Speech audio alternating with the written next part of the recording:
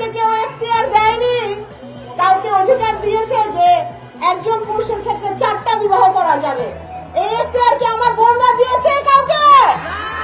আইছে নির্বাচনের প্রচারণা করার জন্য, খুব ভালো কথা। ভাই এই মাইয়ে কোন দল করতেছে ওইটা আমাকে দেখার বিষয় না, আমাকে কলেজের মধ্যে আঘাত লাগছে। কি আঘাত লাগছে? উনি হাদিস কোরআন না যাই না বুঝা নারী মাথার মধ্যে ভাইরাস ঢুকাইতেছে। কোন নারী কইছে, কোন বোনেরা কইছে 4টা বিয়া করানোর লাগা? এই বেটি তুই তোরে কোন লাগবো?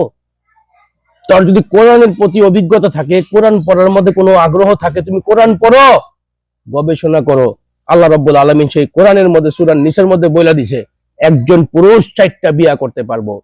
আমি এই জন্য সবাইকে বলি, হাদিস কোরআন অভিজ্ঞতা ছাড়া, গবেষণা ছাড়া কোনো কিছু মন্তব্য করবেন না, যাতে করে অন্ততপক্ষে মুসলিমরা আঘাত পায়।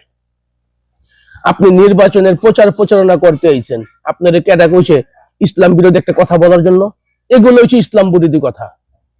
আর এরা কোন দল করে সেটা আমার দেখার বিষয় না। আমি আপনাদের কাছে প্রশ্ন রাখলাম, এই সমস্ত নারীদেরকে ভোট দেওয়ার অধিকার আছে কিনা, ভোটার হওয়ার অধিকার আছে কিনা, এবং এদেরকে এমপি মন্ত্রী বানানোর অধিকার আছে কিনা?